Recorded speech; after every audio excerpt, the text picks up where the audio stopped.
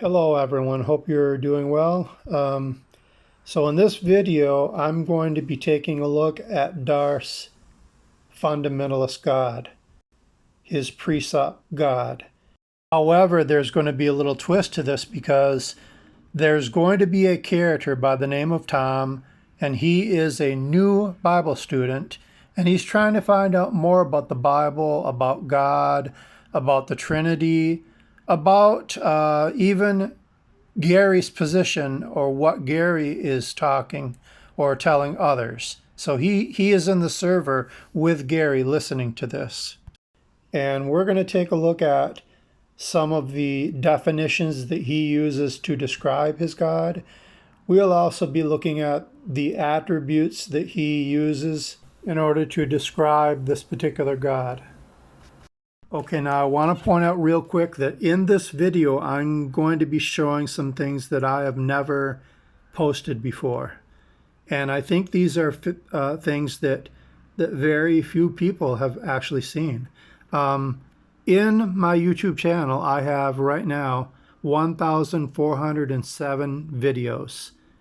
Okay, 536 are public.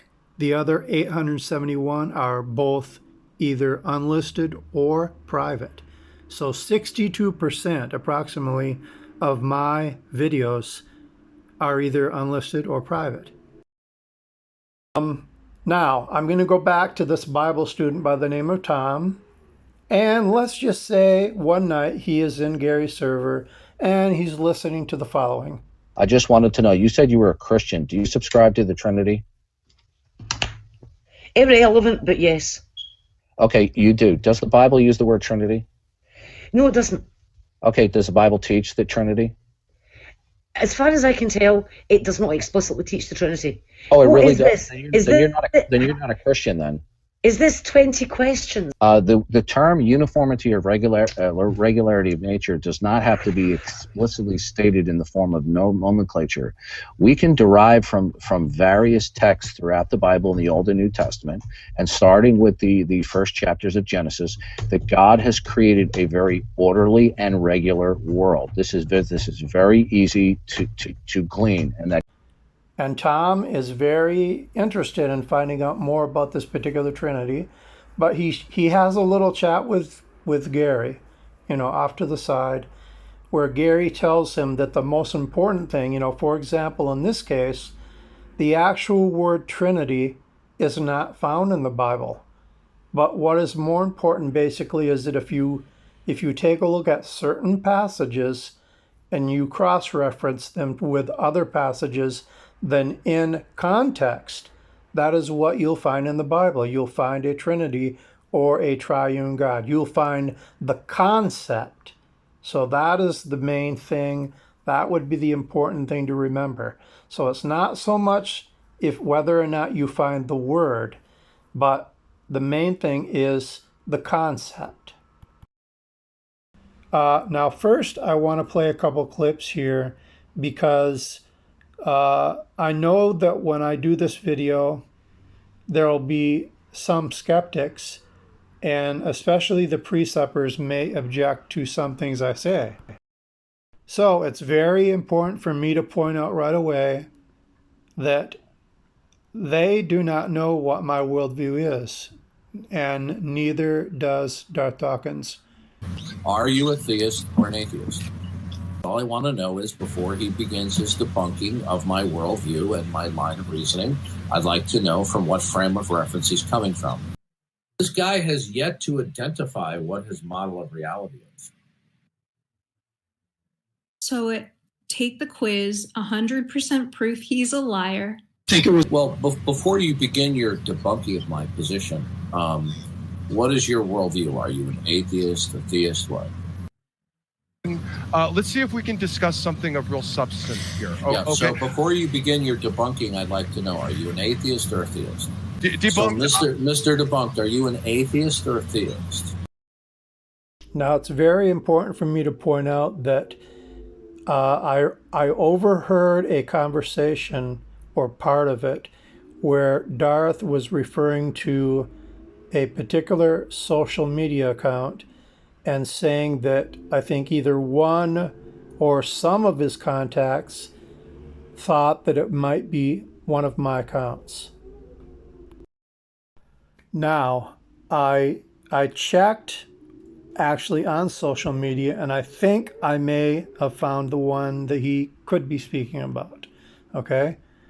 And I will say a couple things about that. Number one, I'm not going to grant him that that is my account.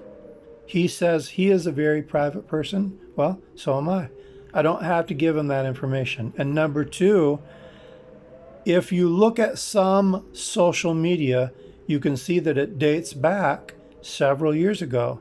So if he is speaking about a particular account that dated back to several years ago, whoever is the owner of that account or whoever posted it could have changed their view between that time and currently, because people change their view all the time. All right, I just wanted to get that in. So you can't conclude that just because you found something that labels somebody as being either an atheist or a theist or whatever, you cannot draw the conclusion that that must necessarily be the case right now. Now, one of the reasons why Darth asked the question, when he's spoken with me before, he usually asks me, am I a theist or an atheist? And the reason why he does that is so that if I say I'm an unbeliever or an atheist, then he's eventually going to lead up with a second question or a second point. And because he is obviously using a script, you know, he's going to be ready. He's going to be prepared to answer or have a reply to whatever is being said. Now I'm going to show you a clip here where I was accused of taking him out of context. This is going back about 4 years. He has had on his show several times a nutbag by the name of Darth Dawkins exposed. I went on to Smoky Saint's channel once or twice, okay? And I confronted this guy, and he refused to interact with me. He refused to even talk with me. Now, he has posted what he believes is personal identification about me at a number of his sites. I'm not aware of okay? this person. Yeah, I don't know anything okay. about this. Yeah. Okay, his name is Darth Dawkins Exposed, okay? He's another guy who's obsessed with me. He's juxtaposing all sorts of clips out of context in order to show alleged contradictions, right? But this guy has, I mean, he clearly, when you look at this guy's videos, and I'm saying this vis-a-vis Smoky Saint, when you look at this guy's video production, it's clear that he's unhinged. He has the skills of an adolescent, right? Now, he has gone out of his way to take information that he thinks is mine, right? And he's deliberately posting it. From his point of view, he thinks he's perpetuating the doxing of me. Smoky Saint knows this. And he has had him on a number of times praising this guy, a guy who's engaging in what he thinks is doxing. Now, I've never given out my identification. I know there are people who are giving out information they think is mine. But the point I'm trying to make to you is Smokey is saying I'm just such a reprehensible person, where this guy who he's collaborating with and giving him the right hand of fellowship on his show, he knows is putatively doxing me. And he doesn't care. Yeah. This is the kind of guy Smoky Saint is. This is the hypocrisy. Okay, so it's very easy for me to reply to that accusation. For example, when people are learning, one of the ways they learn is by comparing, and another way is by cross-referencing, and also by association. Now, for example, if I was to do a book report, I would want to collect, if I have a point to make, I want to go ahead and get information from various sources, not just one video or one book, but from various sources. So when I do my videos, I'm not just taking the information off of one video where somebody might say, well, I took him out of context. I'm looking at several videos or several different sources. Now, of course, somebody can take and accuse me of taking them out of context. No matter how many videos I use or no matter how many sources, I could use multiple sources and still I could have that accusation against me. But anyway, that's what I'm saying. And another thing about this is that to show that we do learn by cross-referencing, I even have a clip where Darth was speaking about this in general. We cross-reference when we have, for example, the Bible. We do that with the Bible. How shall we put this?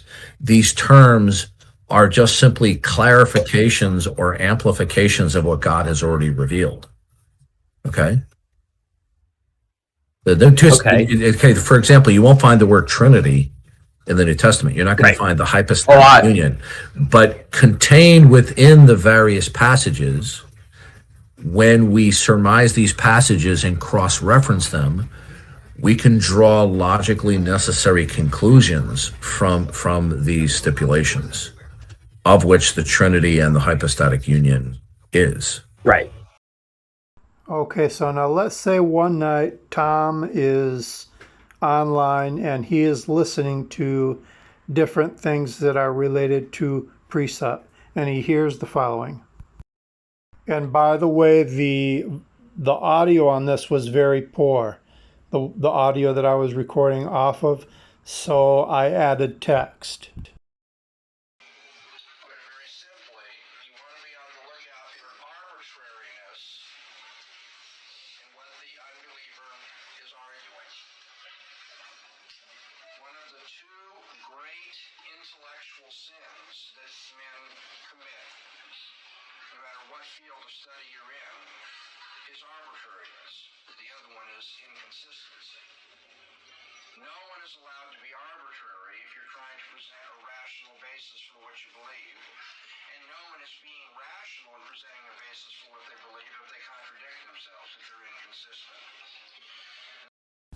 Okay, now as Tom is listening to Bahnsen, he is also questioning about what type of resources could he use or should he use. I'm going to let you listen to this following clip. Down to being a commentary. Technically, it's called a dynamic equivalence, whereas the New American Standard is a formal equivalence. So if you're serious about Bible study, you want to use the New American Standard primarily, and cross-reference it with other translations. And given the internet today, that's a cakewalk. All you got to do is you can look it up at BibleHub.com, Bible Gateway, and other sources, and you can compare verses in a heartbeat, which is fantastic. The existence of God. No, because I'm using the definition that I gave already. I think. Okay. Well, I already explained to you that for the purposes of clarity, the definition of atheism, we're going to be using the Stanford Encyclopedia of Philosophy definition, which. Okay, now if you heard those clips, number one, he said that he uses the New American Standard Version, which he has said on more than one occasion that is his preferred version. So for this video, I'll be using that. Also, he mentioned that he uses the Stanford Encyclopedia of Philosophy. I will also use that. Thirdly, he said that he goes to other study websites such as BibleHub.com or BibleGateway.com. I will be using BibleGateway.com. So it kind of reminds me of this video I saw a long time ago where they were talking about Mike Tyson, and it was a documentary. It showed him at his peak. And one of the comments on the documentary, it said, Mike takes whatever you give him. In other words, if you cover your head, he's going to go down below. And if you try to cover up your midsection, he's going to go up top. He's going to take whatever you give him. That's the same thing I see with Gary Milne. I'm going to take whatever he gives me. He gave me the NASB. He also gave me the Bible, gateway.com, and also the Stanford Encyclopedia of Philosophy. If he gave that to me, I am going to take that, okay? Now, before we get to defining or showing how Gary defines his God, I want you to listen to a few clips because this is going to be very important to the perspective that he is coming from. We want to know a little bit more about his perspective before we actually start to look at this particular God. I'm going to let you listen to a few clips. This will help to explain. Okay. Once you reject the literalness of Genesis, okay, all of the rest of the Bible is built foundationally on the Genesis account. Jesus himself said that Adam and Eve were made in the beginning. Now, was Jesus wrong? In Matthew 19, when Jesus said Adam and Eve were made in the beginning, was Jesus wrong? No, he wasn't wrong. Okay, so Jesus was referring to a literal persons. Literal Bible, Adam from clay, but Eve from a rib. I'm not sure if I think there's asking if you believe in a literal Bible or if they're kind of I hold to a literal account of Genesis, and if you don't hold to a literal account of Genesis, in my view, you will be denying the Christian worldview. If you deny the Christian worldview, you will have no worldview to actually attest and account for as a foundation for human intelligibility. Gotcha. I'm a Bible-believing Christian. I believe that the Bible is literal from Genesis to Revelation. Now, can I get back to my question? The bottom line is this: if you are going to destroy the Christian worldview, even if you claim to be a defender of the Christian worldview, if you don't take Genesis literally. Like, what would you call yourself, or what do you say that? I call myself a Bible-believing Christian, a fundamentalist evangelical. I hold to what is classically known as evangelical theology and fundamentalism, which we hold to the fundamentals of the faith and including the literal Genesis. Now, those clips are going to be very important later in this video. So just keep in mind that Darth said that he believes in a literal Genesis account. And in fact, he even said that the rest of the Bible, foundationally, it actually rests on the Bible, the Genesis account. So I'm definitely going to come back to that later. I'm going to take that also. That's going to be a biggie. I put together a list, what would be some of the more common things that Darth says when he is defining this particular God. And basically I came up with a pretty good list. This may not be all-inclusive, but I think it will give you an idea of how, if you were to ask him, how is he defining that God? And he's talking about what he would call the Christian God, okay? This is going to be some of the things that he will say. Okay, so I'm going to be reading this off.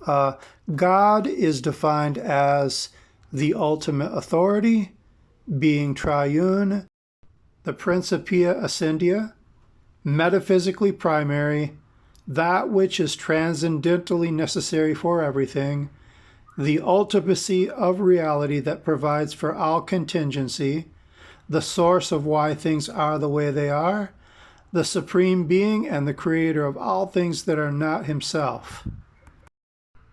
A personal ultimacy or personal absolute upon which everything depends or provides for all dependency states. Being the basis or the necessary precondition of all facts. the ground of all being. It's called the creator-creature distinction.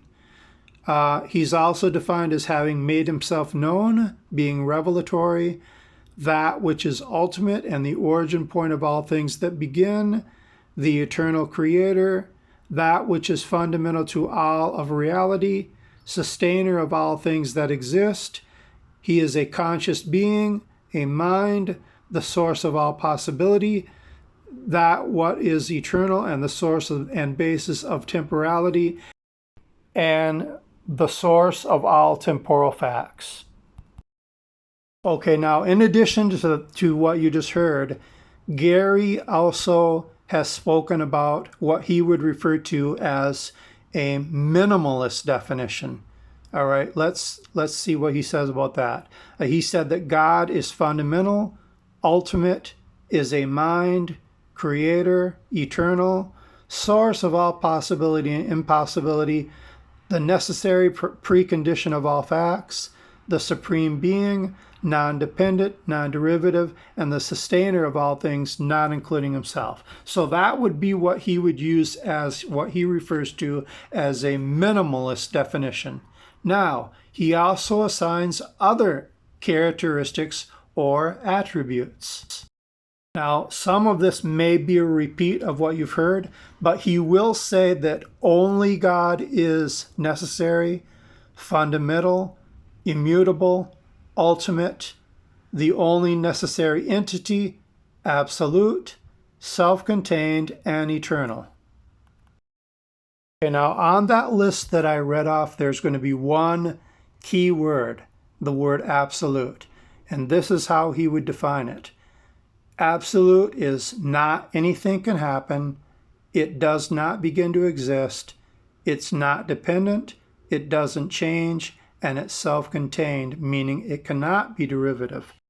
Now, what's interesting about that statement is that he also refers to the laws of logic as being absolute, and there are other things that he says are absolute. But in the case of the laws of logic, Darth says that the laws of logic are derivative. Now, that's not the subject of this video, but I just wanted to include that. Okay, now in addition to what you've already heard, he would also mention the omni properties. He would talk about God as being omnipotent, omniscient, and omnipresent. Now, last but not least, Gary would tell you that he is not trying, or he doesn't define God into existence. Go ahead. Well, I mean, it almost feels like you're just It almost feels like you're just defining God to be true, right? You said like, well, God's definition. I am not defining God into existence. Okay, But I did not in the least define God into existence. I simply said, right? So when we talk about God, we're talking about a comprehensive worldview, where God is defined, conceptually speaking. I'm not defining God into existence. I'm just So you're saying every single one has to be because God is defined. Okay, I'm not defining God into existence. God is defined as you're not understanding. When I say it's definitionally true, I'm not defining God into existence. I'm saying when we talk about God, we're referring to God as creator. God is that which is the necessary precondition of all facts. Okay? I'm not defining God into existence. I'm just... Okay, now the question of whether or not he actually does define God into existence, I think when you see this video in its entirety, you're going to be able to answer that question for yourself. It's going to be pretty obvious. For the purpose of this video, we are going to accept everything that Gary just said about the definition and also the characteristics and the attributes of this particular God. Now remember, Darth does not know what my worldview is. So I could say right now, I could, or really it doesn't even have to be me. I can use a hypothetical, which he does, by the way, and also he has contradicted himself on that very point about whether or not he uses hypotheticals. But the fact is, if you look at various clips, many clips, he uses hypotheticals. So if he uses hypotheticals, again, if he gives that to me, I am going to take it. So I'm going to use a hypothetical in this video where there will be a person that will accept everything Gary tells him about that particular quality or characteristics or the definition of this particular God. This person, I'm going to name him Tom, okay? And this person is going to be a new Bible student.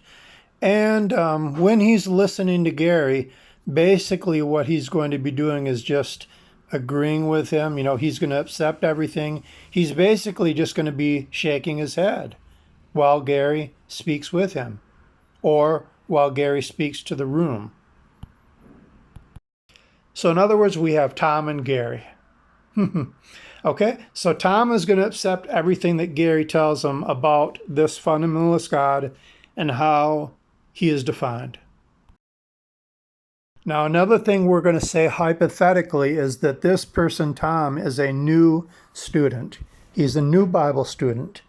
He hasn't heard anything about precept, or if he does, it's only at a very rudimentary level. And he has never really studied the Bible.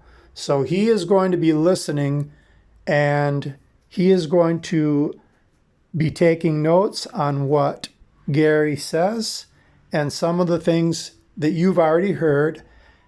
This student is going to be using the Bible, the NASB. He'll also refer to the Stanford Encyclopedia of Philosophy, and he'll also refer to BibleGateway.com. Now, a couple other things that he will refer to very often is anything wrote by either Greg Bahnsen, PhD Greg Bahnsen, or Cornelius Van Til. And I think Van Til had a couple PhDs. That's Greg Bahnsen in the photo. So because he refers to them, I will also refer to them. Okay, now remember, I told you earlier that Tom is accepting what Gary says. So he is not considered an unbeliever.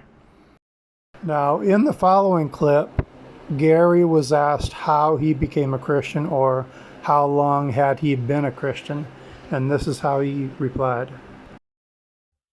Oh, gee, a very long time, many years, several decades. So how old were you when you became a Christian? Late teens, early 20s. Okay, so when you were in your late teens, early 20s, did you know about the stuff you're talking about now? In an extremely rudimentary sense. So the day or the time period you became a Christian, what was going on in your life at the time? Like, what made you become a Christian? I picked up my Bible and I started reading it. Okay, and what about the Bible made you become a Christian? I read the revelation of God and I accepted it. How did you determine that was the revelation of God? By reading the Bible. Okay, so Gary says that he became a Christian when he was about 18. I'll take it. Okay, so Tom, in this particular video, he's going to be about 18. Okay? Now, what's interesting about that, and I've thought of this many times, is that whenever Gary speaks to younger individuals, one of the things that he goes to very often, one of his personal cliches, is that he attacks someone if they're real young. He'll say something like, and I'm just paraphrasing, well, if you're only 18 years old, you haven't yet reached a point where you can use your critical thinking skills to their fullest, because you haven't developed, or at least Gary is stating that that particular individual wouldn't yet have developed fully neurologically. Okay, now, this individual, Tom, like I said, he's going to be listening to Gary. And there are going to be a few things that Tom is going to listen to that he might have questions about. I'm going to let you hear a composite clip of some of the things that may come up in a typical chat with Gary. The thing is, the Christian God has a unique set of properties and attributes. Deny any of those attributes and you won't have grounds for human intelligibility. Okay? If you suppose he says, oh, well, I believe in God and I think Jesus was his prophet, I just don't believe in the Trinity. If you deny God's triune nature, you will destroy your ability to be intelligible, because then I'm going to say, good, is your God a monad? Would you agree with that? Well, there are certain things that we have to know through progressive revelation. But you see, Christianity did not start 2,000 years ago. Historically, it started in the beginning, God created the heavens and the earth. The person of Jesus was there in Genesis 1:1. Jesus did not have his incarnated body then, but the person was there in Genesis 1:1. The point I'm trying to make to you is simply this. Are we to think that if we contemplate... Are you saying you have to believe that Jesus Christ is qualitatively God and is the second person of the triune God. That's what it means to be a Christian. If you do not believe in the Trinity and the deity of Christ, then you are not a Christian. If you do not believe in salvation, completely ignore. You completely ignored the fact that you were entirely evasive during the entire interaction on modern day debate. I'll demonstrate it right now. We'll see how evasive you are. Can you please tell me how it is there is no creator God? Sure. The best. Your position is that there is no ultimate creator God that is eternal and is the source of all possibility. Okay, that is your position, correct? There's only two positions. There's only two positions on the existence of God as conceptualized as a creator God. Either you believe that there is a creator God that is the source and the basis of all temporal facts, or you believe that there is not an ultimate God. In that dichotomy that you have been given, okay, either you believe there is a creator God, ultimate creator God, or you do not. Do you not believe that there is a creator God, Michael? Yes, sir. Okay. Now, well, here's the problem, okay? You are saying that a creator God does not exist because in order to be a mind, it must operate in and through. But that's not. Okay, now, by the way, just as a little thing that I'm going to let you in on, the clip that you just listened to, I actually edited that clip. Let me explain a little about what I mean. I'm not going to tell you everything right now, but you're going to know by the end of this video. But what I actually did was I edited out a particular word. And I did that for a reason. And you're going to see what that reason was, like I said, once this video completes.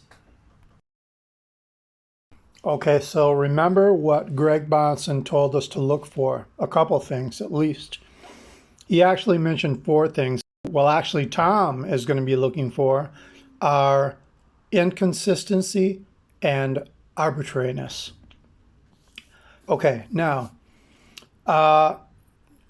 what Tom is going to do next, he's going to start looking at the Bible, studying the Bible, and he's going to have some questions that come up.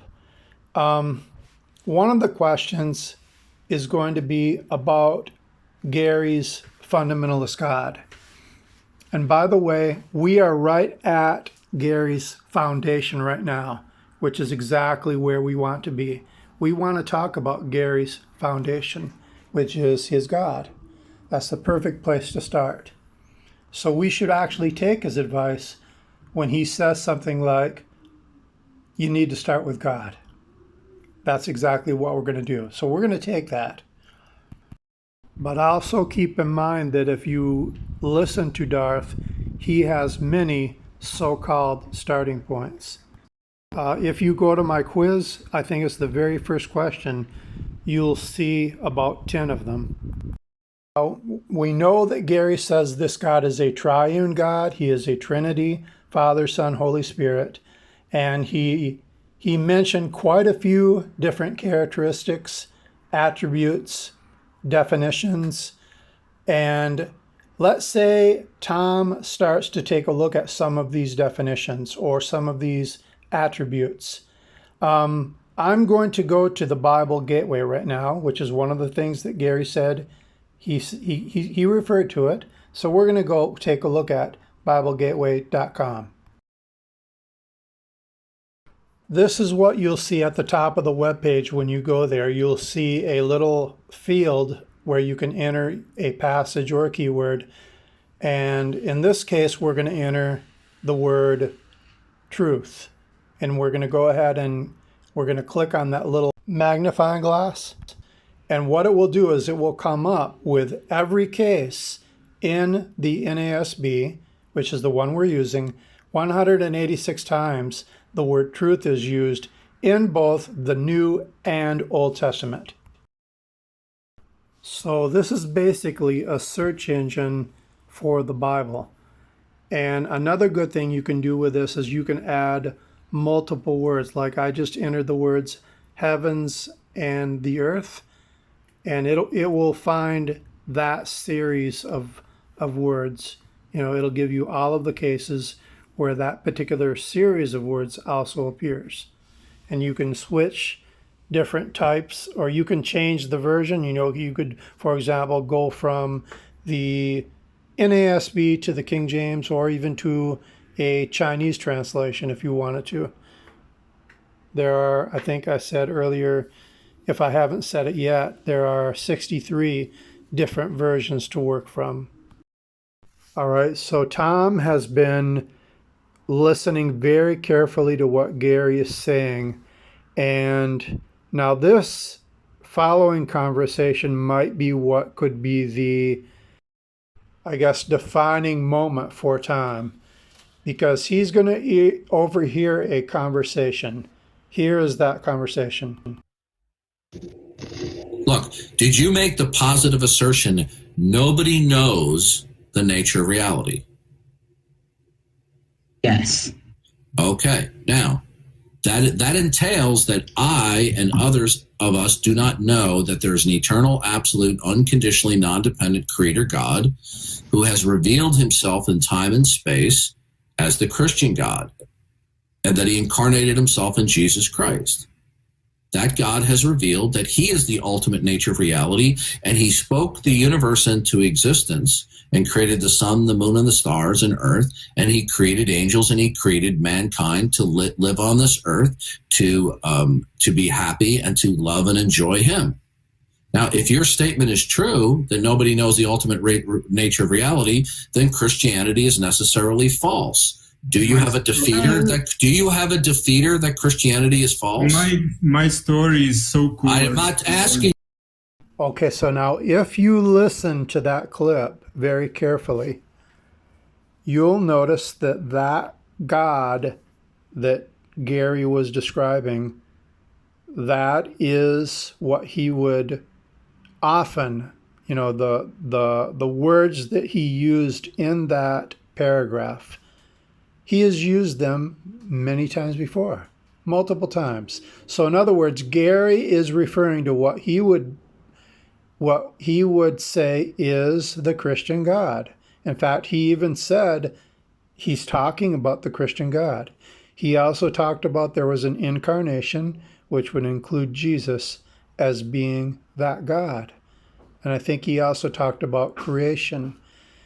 And he used a few adjectives or nouns to describe that God. He said he called it an eternal, absolute, unconditionally non-dependent creator God. Now, Gary does this very often. He will use a lot of adjectives, for example, to describe this particular fundamentalist God. Okay, now when Tom looks at his notes, he sees something that, again, I want to be careful, he's curious about. He doesn't want to challenge what Darth says. That's not what he's trying to do. So he's not coming at it from that angle. But he's merely curious and he has a question about one of those words. And I'm going to let you hear that word right now. I think some of you have already figured this out. It's kind of like the old Sesame Street game where you have, for example, you might have a picture of a little puppy and then a kitten and then a rabbit and then the last one is a tree. You have to pick the odd one out. So I'm going to let you hear, though, another clip. Tell me how it is there is no eternal creator God. Or you believe that there is not an ultimate eternal creator God. In that, yeah, okay, now, well, here's the problem, okay? You are saying that an eternal creator God does not exist, that there is an eternal creator who created all things, that there is no eternal creator God. Do you believe there's an eternal creator who has instituted all? Do you believe that there is an eternal creator God? Who is the eternal creator of all things that are not himself? Independence from God as eternal creator? You're a poor. Do you accept that the God of the Bible is the eternal creator and sustainer of? Either you hold that there's an eternal creator that has established, I mean, that God is the ultimate eternal creator of everything that is not God. Do or do not assert that, to acknowledge that there's an ultimate eternal creator God? No, I never said those words. Okay, so we know that there is an eternal creator who created all things. And if there's an eternal creator who created all things, supreme being who is the eternal creator of everything that is not himself. Now, do you have a positive belief that such an entity necessitates referencing God as eternal creator? Then they all do. If well, that there's an eternal creator who's created this world, and he's imposed that the world rationally, undeniably.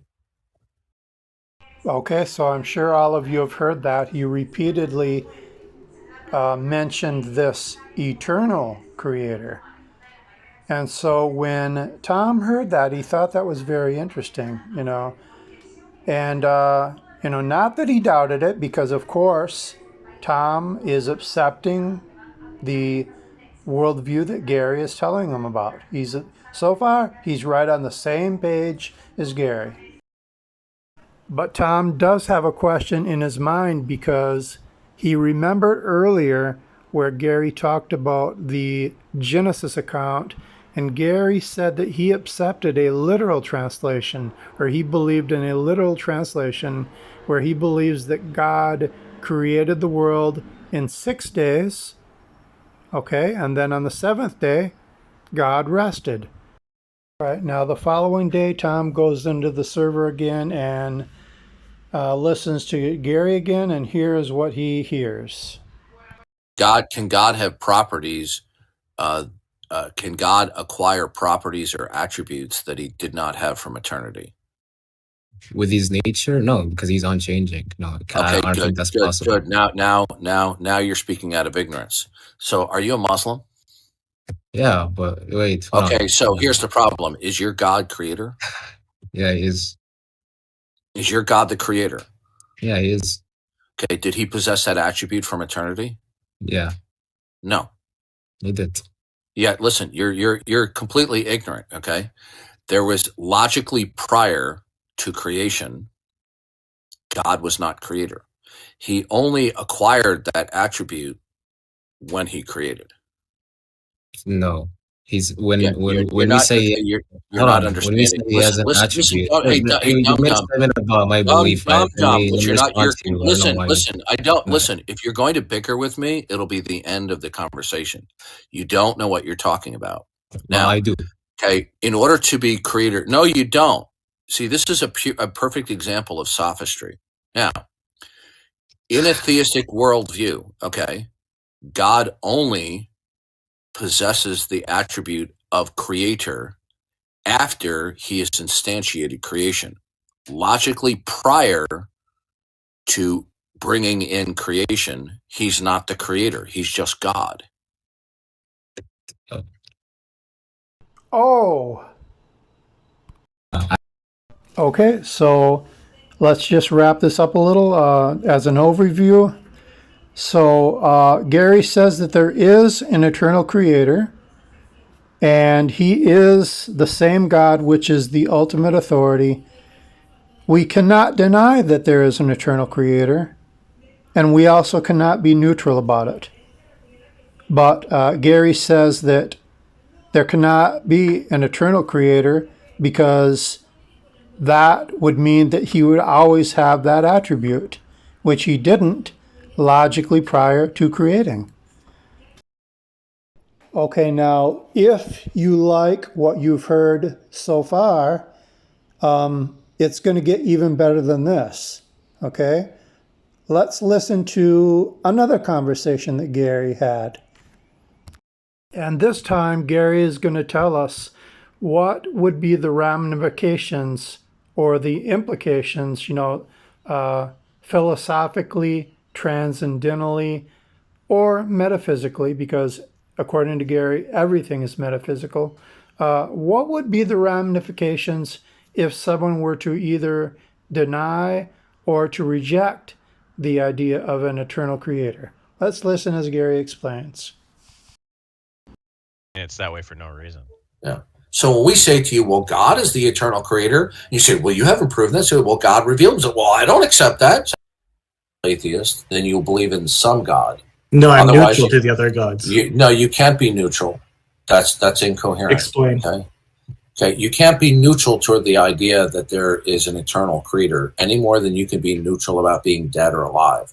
Can you? Well, first of all, if you're unwilling to acknowledge that there's an ultimate absolute creator God who institutes all temporal facts, okay, are you willing to assert that, to acknowledge that there's an ultimate eternal creator God? No, I never said those words. I'm good. Then by default, then you deny it. No, I'm. Okay. So if we take one of the persons out of the Trinity and we talk about a binity, or we add a quading. Oh, you were doing what I was. But what happens is we now have that each, in the doctrine of the Trinity, each person is relational with another person. Okay? There's a relationship there. And they are within the context of something that's personal, the third person. So regardless of which person of the Trinity we're focusing on, they will always be in a relation with another person, and that relationship will be in the context of another person. Okay. Now, if we remove one person from the Trinity or add another, then any two of them will not be within the context of another person. Now, it gets even better than that, because Tom is going to be listening to another chat where Gary is talking about this eternal creator. What would you say is a core belief in Christianity? Well, that there's an eternal creator who's created this world, and he's imposed that the world rationally, undeniably, he's made to be known to us, and that we are accountable to him. And he has a plan of creation and redemption. And you would say this is a core belief? I'm telling you what Christianity teaches. Yeah, no, but I asked, I understand there's a lot of traditions and other beliefs. What I'm asking you is, what is the core? What is the soul? If you had to point, what is the most important / core / the very founding the foundation, the founding idea of Christianity, what would it be? I was just explaining it to you. Okay. But you could have a situation where contradictions are invalid in, let's say, 99.99% of the cases. And you could have some contradictions that were valid. I was just trying to show you the practicality of it. I'm saying that you don't have to have something to be 100% absolutely demonstrably true to be pretty much almost 100% sure that it is true. Is what you just said true? Is what I just said true? Yes. Oh, okay. Is it 100% true? No, it is 99.9% likely it's true. Okay, why should I accept what you just said then? Because there are some people out there, some philosophical wonks who I consider weirdos, who will question, who will say, well, they believe there could be some true contradictions. But people don't normally think this way. Deny the self-disclosure of God is to be insane. Well, what do I mean by that? It is, to be insane is to embrace contradictions, right? What do schizophrenics do? Schizophrenics constantly are offering propositions that are ultimately contradictory. And then when you point out the contradictions, it's water off a duck's back. When the anti-Semites